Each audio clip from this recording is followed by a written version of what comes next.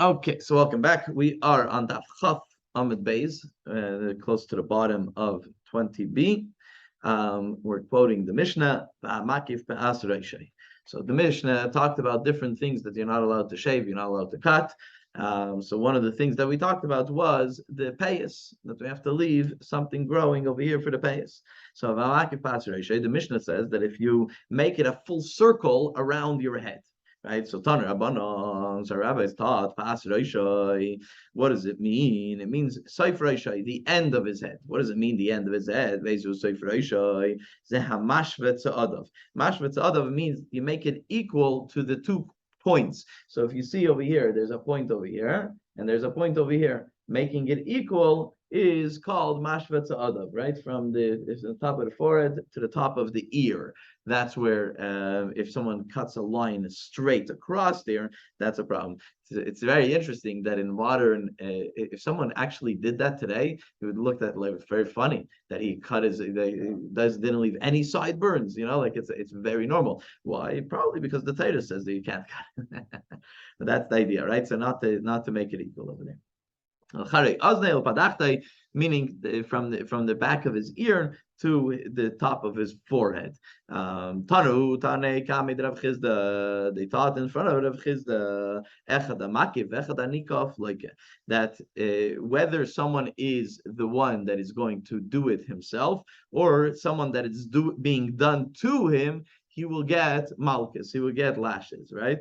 Obviously, willingly, etc., etc. But we're going to qualify this in a moment, right? It's not if someone's being tied out that chair and someone cuts it out. By the way, since Jews made it such a very important thing, what did the Nazis do? They went ahead and tried to cut it, right? Because they knew it was something important to the Jew.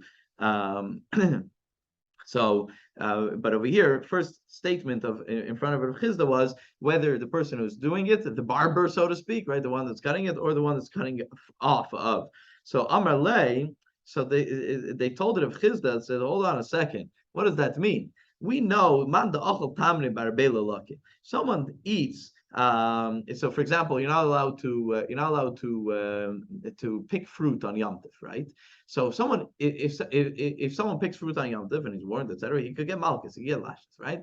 Now, what if someone went and took that fruit and ate it, knowing that he's not allowed to eat it with all the warnings, etc.? He could get lashes. But why could he get lashes? Meaning he's the secondary process over here, right? But why could he get lashes? Why? Because he actually went ahead and did something, right? But if someone didn't do anything, meaning lav shein by ma'isa, a transgression, but it doesn't have any action connected to it, and we know lav shein by ma'isa, he doesn't get lashes, right? We know that halacha lav shein by ma'isa, he doesn't get lashes. So the person who went and ate that fruit, okay, we understand he could get lashes because he actually did an action. He went and he ate the fruit that he shouldn't eat, right? But over here, the guy that's just sitting in the barber chair and the guy and someone else cut off his payas, even if he did it, even if he was willing, but still, he didn't do any action. So how could he get lashes? Now we know that's the halacha, but as we know, there's also the opinion that says Damar l'chamani. So he says, who is it going according to? Rabbi Yehuda, Damar lavshin b'maisa likin alav. That Rabbi Yehuda is of the opinion, even though the halacha is not like Rabbi Yehuda, this is going based on the opinion of Rabbi Yehuda that lavshin b'maisa you could still get lashes. That's one way to learn it, right? There's other ways to learn it. Rava Omer v'makif la'atzmei. That so you're not allowed to cut it. You're also not allowed to let someone else cut it, right? If you cut it. Let's go according to the opinion of lav she'ein by ma'isa, ain loikin, right? If you didn't do any action, so you don't get lashes. Now, what happens if someone else came and cut it? So according to that opinion, you don't get lashes because the person who's sitting there, he didn't do any action, right? Now, but what if someone is doing it to himself? So he has 2 things that he did wrong over here. First of all, that he did it, and second of all, that he let it get done to himself. So he says, in that kind of case, when someone did it to himself, so there is a ma'isa, there is an action, because he did it, right? So he gets lashes on both accounts, for the makif and the nikaf, for the fact that he did cut off payas, and the fact that he cut off his own payas, right? That's the idea over here.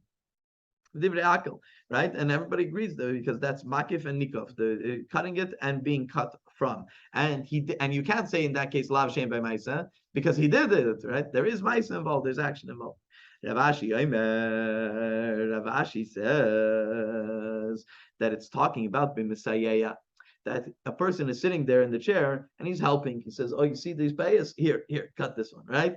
So there is an action of helping, holding it out. Rashi says that he's actually holding out the hairs so that the barber could cut them. Right? So that's that. So again, there's three ways that we could explain it, because the statement that was in front of Rav Chizda is that whether you're cutting it or whether it's being cut from your hair, from your payas, right? So what is that referring to? So either it's referring to Rabbi Yehuda, who says Lav Shem V'Maisa Laikin, that you get Malchus if there's no Maisa, or Rava says that it could be in a case where he's cutting himself, so therefore he can get Malchus on both accounts because there is Maisa and he's the Makif. And then Rav Ashi says that he's not necessarily the one cutting, but he's helping. He's holding out the hairs for the barber to cut, and then he would be liable because there is some sort of work involved. There's some sort of action that he's doing.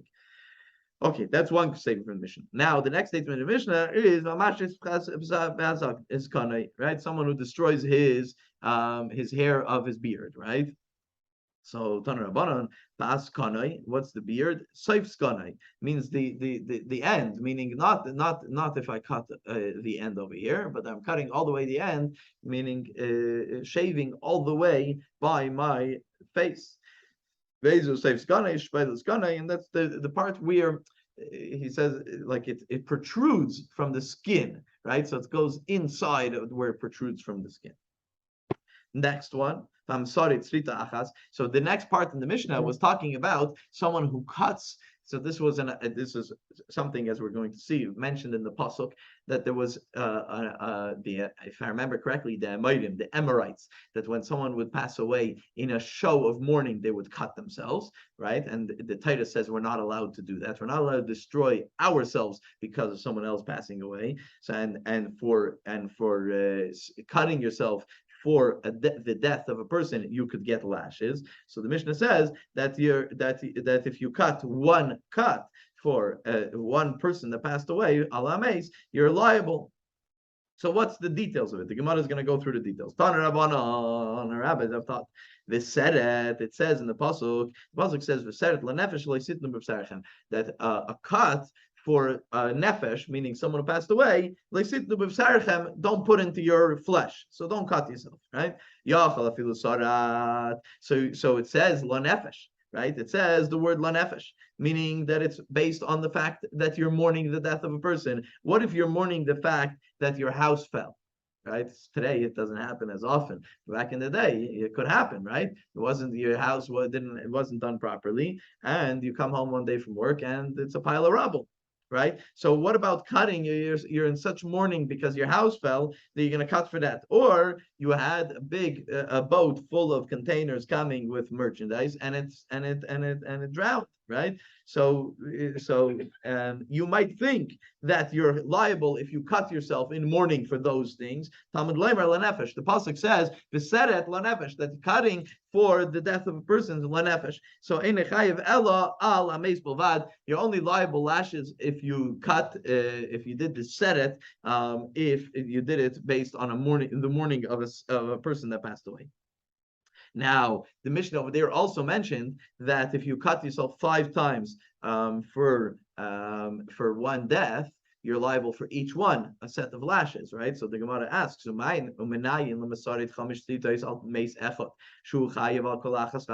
where do we know this from? That if someone cuts himself 5 times, 5 separate cuts, and it's for one death, right? It's one mourning, one death, that he's liable for each one of them. Talmud Laimar v'seret, because it says vav v'seret, and there's the extra vav there. The extra vav is coming to tell us that for each seret, for each cut, you're liable. You're liable for every scratch. Rabbi Yosi Aimer. Rabbi Yosi said, we also mentioned in the Mishnah that if there were 5 deaths, right? But he cut himself once, but it was in mourning of 5 different deaths, right? So therefore, he's liable for each one of them. Talmud Leimer lo nefesh, because there's extra lamed, so it's for each. L'chayiv I'll call nefesh v'nefesh for each death, right? So if there was a pandemic and 5 people passed away, and in a form of mourning, you cut yourself once, but for 5 deaths, you say, oh, this is in memory of these 5 people. That's a problem for each one of them. So the Gemara says, hold on a second. You're learning from the word la nefesh. You're learning from the word la nefesh that you're liable for each nefesh, right? It says, but didn't we just use la nefesh to learn that it's only about the death and not about your house or your boat, right? So pikte, we already learned something from la nefesh. La nefesh is coming to teach us that for his house, that you're not liable, that you're potter if your house fell and that's why you cut, you did that scratch, or for your merchandise that drowned, right? So Rabbi Yossi, how could you learn from la nefesh that you're liable for each nefesh that you had in mind? Right? So that's the question of against Rabbi Yossi's opinion. So the Gemara answers, Kasav Rabbi Yossi, that Rabbi Yossi is of the opinion, Srita Gdida Achasi. There's 2 things that it mentions in the Torah. There says Viseret, that you shouldn't scratch yourself, that draws blood for this. And then it also says Lois is going to do. And this is Gdida is also this idea of scratching, drawing blood, making a scratch in the morning of someone who passed away. And Rabbi Yossi, so there's different opinions if they're both the same idea mentioned in the Torah, and if they're the same idea, so we can learn from one to the other, or if they're separate ideas. How could they be separate ideas? There's an opinion that one is by hand and one is by vessel, like one is with a knife and one is with your fingers, right? So that's they could be different. But according to Rabbi Yossi, achasi, they're one. Uksiv hasam lameis, and it says by latest gaidadu that it's only by a mace. So we learn from there that the other one is also only talking about mace. So now lo nefesh is not talking about lo mace. It's not talking about a death of a person. Lo nefesh is coming to tell you that if you do it for 5 different people, even if it's one scratch, you're liable for each one of them. So that's the way Rabbi Yossi learns. Amar Shmuel, Shmuel says, "Hamisarit v'kli chayev." That if someone scratches himself, does it with a knife, with a vessel, he's chayev twice. 2 times. Why? Because it says loy v'seret lo nefesh lo yisidnu, and it says lo yisidnu. There's 2 psukim that say not to do it, so you're liable twice, and you can get double lashes, right? So the Gemara says, hold on a second. We have a brisa that says that yes, technically srita and gdida are the same thing. They're the same idea of scratching or cutting in order to mourn the death, etc. Right? But what's the difference? One is talking about doing it with your hand, and the other one's talking using a vessel for it, right? A knife or something like that. So how could Shmuel come and tell us that he would be chayiv twice if he did it with a vessel? He should only be chayiv once, because that's only gdida. Srita is something else. It's being done by hand. So who damar Rabbi Yossi? So he says that it's so Shmuel holds like Rabbi Yossi. What did we just learn? That Rabbi Yossi says srita gdida achasi. They're both the same exact thing. Tana made Rabbi Yochanan. They say they learned in front of Rabbi Yochanan. They made a statement in front of Rabbi Yochanan. So if someone cuts their because they're sad about almeis, because someone died, bein bayad bein bekli, whether he did it by hand or whether he did it with a vessel, chayev, he's liable for lashes.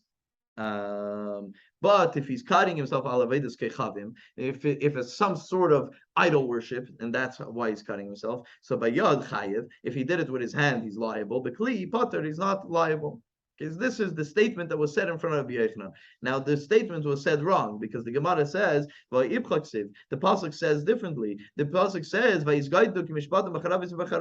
meaning that which Gdida is the idea of using a vessel, right? And that was the problem that was talked about in Malachim.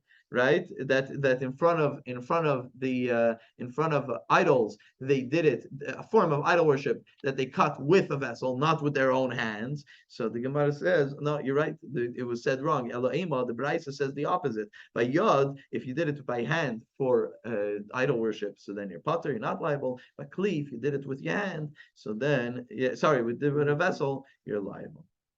Okay, so that's the idea of this, and it's a biblical thing, right? It's a pasuk in Torah. We shouldn't cut ourselves in a mournful way. Chayv al roish.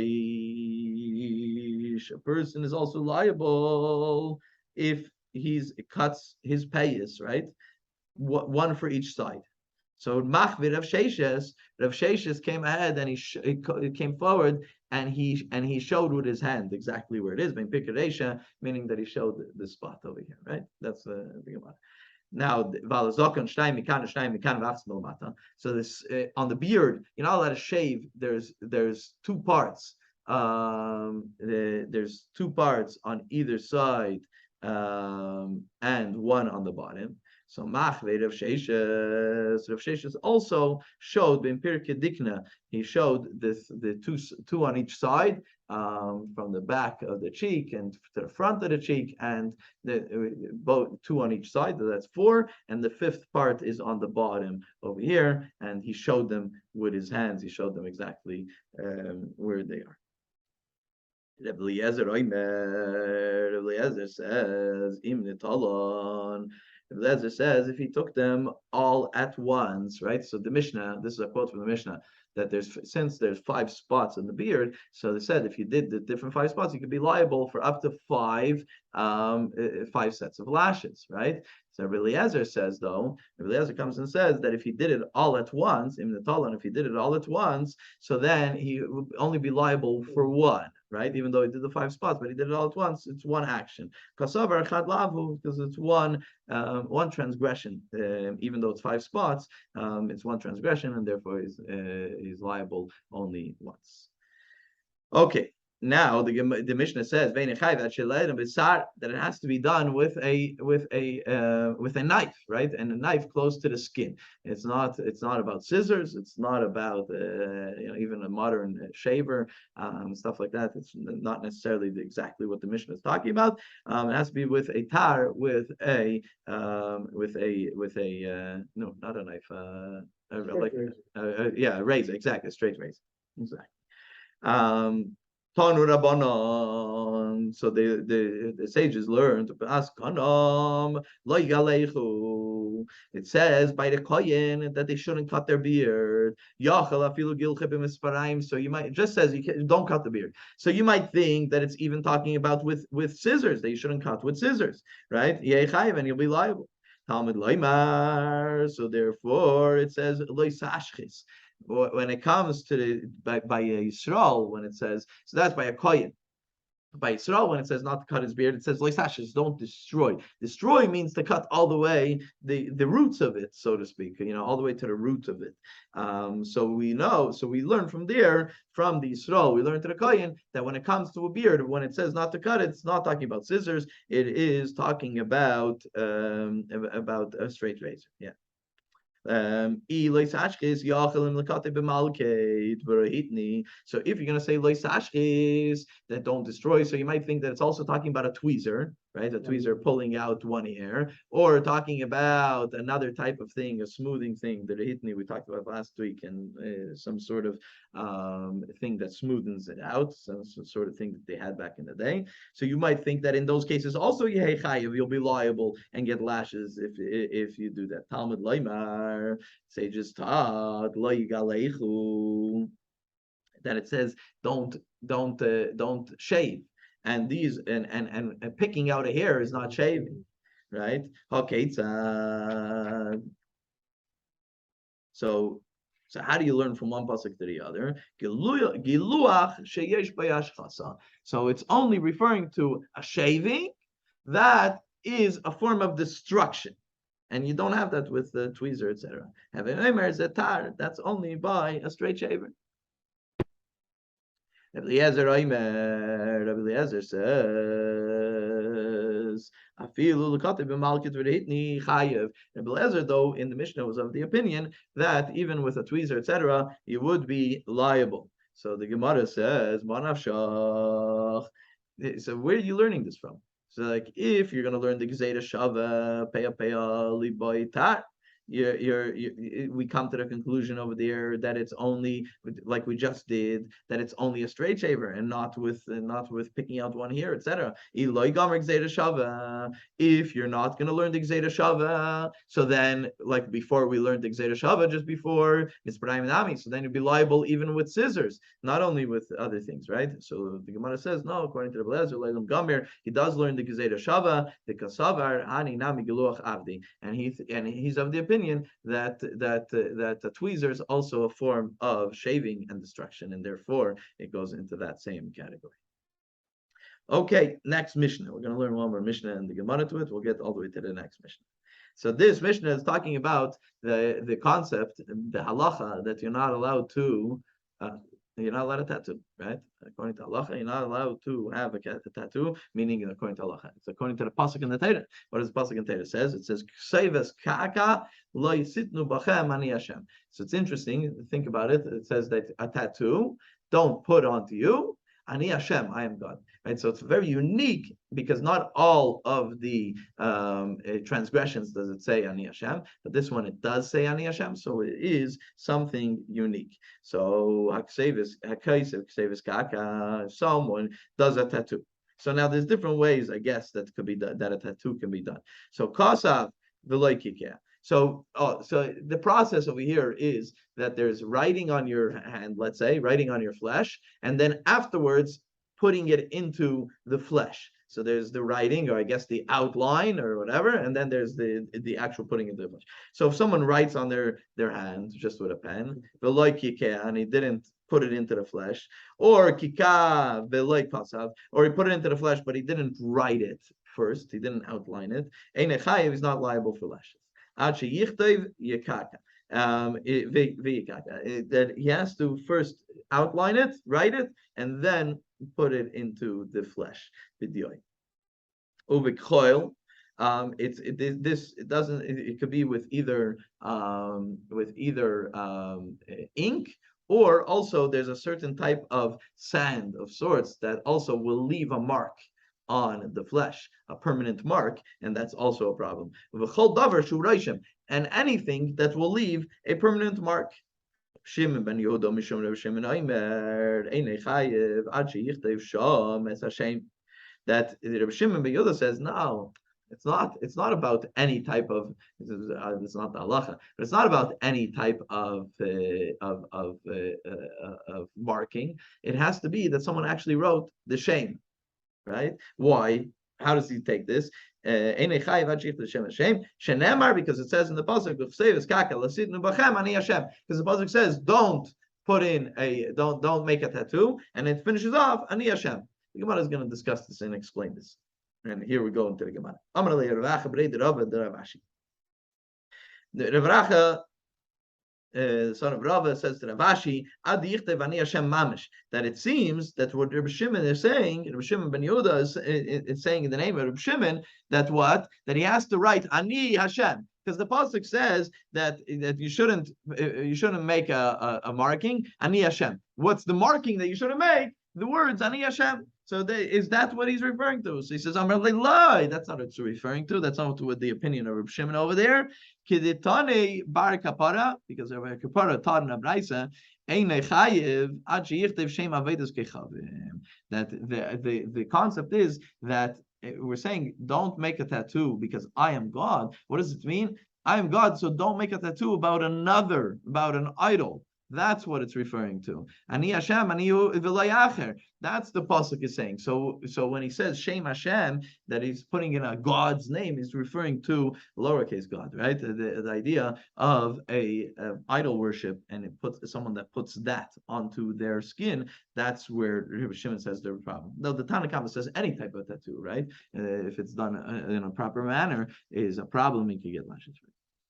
Okay. Amarav Malkia, Amarav Ad Barava, Asr Leil Adam Shidin Ephraim Bikla, Al Gabe Makase. So if someone, let's say, has some sort of wound, and back in the day, in order to cover it, they would put ash on it. You put some ash on it. Once you put ash on it, I guess it's kept it from getting dirty. I don't know. It kept it from getting affected. Whatever. That's what they used to do. So, but Rav Malkia says in the name of Barava that you're not allowed to do that. Why? Because it's going to leave a permanent mark. You put ash on you, it's going to leave a permanent mark, and it looks like you put you put ink there, etc., and therefore you shouldn't do that. Okay, so this is the statement of Rav Nakia, the name of Rav Barava. So it's interesting. The Gemara is now going to continue. This is the rest of the Gemara, basically, until the next Mishnah. That basically there were two people. There was Rav Malkia and Rav Malkiyoi. Two different people, two different sages. It seems that one was in the times of the Mishnah, one was in the times of the Gemara. And there's many statements that are, some said in the name of Rav Malkia, and some say in the name of Rav Malkiyoi. And the Gemara now clarifies, now is the time that the Gemara finds to clarify, to say which ones are in the name of Rav Malkia and which ones in the name of Rav Malkiyoi, so that we were clear who said what. So the Gemara says like this. Rav Nachman says in the name of Rav Ika, sorry, Rav Nachman, the son of Rav Ika, says as follows, that when it comes to the halacha of shvud, okay, shvud is that if you used a piece of a piece of wood, I think, on top of the fire on Yom Tif, right? So it's let's say you want to cook a piece of fish, so you put the fish on top of a piece of wood, right? And that's on the fire, and so it's a shvud. It's like a. So now after you use it, it's muktzah. You were allowed to touch it in order to use it to cook on Yom Tif, but afterwards muktzah, put it in the corner, okay? Shvaches, this is another halacha. It's actually in the halachas of Rambam that we're learning these days. So when a woman gets married, so there's certain obligations that a man has towards the woman, and certain obligations that a woman has towards the man. So for example, there's obligations of preparing food, etc., that goes.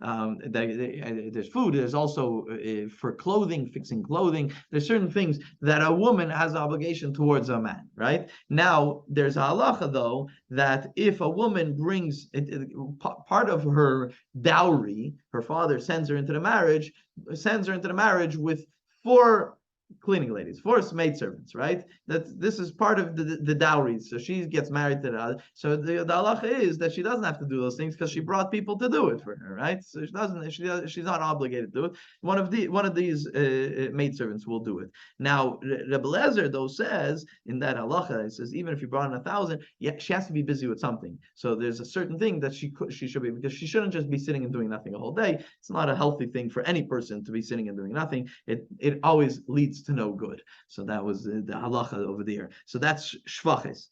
Okay. Now there's gumais. There's halachically, we know that someone that someone becomes a gadol or a gedola, that someone becomes an adult halachically. One of the signs is if they grow 2 pubic hair. Right, so the halacha is that, and there's a discussion in halacha. What if there was no hair, but there is I forget what it's called, the location of the hair. How does he translate gumais over there? It's like when you have a hair, so there's a place in the skin where the hair comes out of. I forget what it's called in English. Yeah, follicle. Yeah. Exactly. So yeah, so it's a follicle. Exactly. So there is the location of where the hair came. So the assumption is that there was hair, it fell out, as long as there's a possibility, right? So that person is considered to be a gadol or a gedayla according to halacha. So that's the idea of gumais. So that's also another halacha that we have in the name of we have in the name of Rav Malkia. So all of these Rav Malkia, these 3 that we just mentioned, who said these halachas? Rav Malkiyoi. But then when it comes to the halacha of bluris, when it comes to the halacha of a Jew giving a haircut to a non-Jew, and there's certain things about that, or when it comes to Efer Mikla, which is what we were just talking about now, that we have Rav Malkiya said that you shouldn't put ashes onto a wound because it's similar to a what's it called a ksevis kaka. It's similar to a tattoo, exactly. And then there's gvino shel basic. There's a certain type of cheese that came from basic pianos that that in the Mishnah over there it says that they shouldn't eat it, and one of the reasons that was given over there is because they used pig fat to smoothen out the top of it, right? So in general, by the way, cheese is very important. Even though there's a heter when it comes to milk, that you can have milk from today, especially because it's the process. We're almost 99% sure that it's kosher milk, etc. So it's not a problem. But when it comes to cheese, gvinas hakum is a problem, and this is where the Mishnah talks about it. Why? Because cheeses could be mixed with something you wouldn't necessarily know, and therefore needs to have a proper hechsher. So this gvino, this cheese, who said these halachas? These three halachas are from Malkiya, Rav Malkiya. The Papa says that I have another system that masnisim and masnisim Rav Malkiya, that anything that it comes from a Mishnah or a Braisa is Rav Malkiya, and Shmaitza, anything that comes from Shmaitza, which is from the sages of the times of the Gemara, from the statements of the Amirayim, that's Rav Malkiya. And then he says V'simarach, and I have a sign for it, masnisim Malkisa, that anything from the Mishnah comes from Malkisa, which is Malkiya. Okay, so that is the way that Papa learned it. Now, the Gemara says, "My benayu." What's the difference between them? So he says, "Ika benayu." There actually is a difference because shvaches, the halachas of shvaches, which is the idea of someone, if a woman comes into the marriage that she has in her dowry, women that will help her, that she does or she doesn't have to do any work.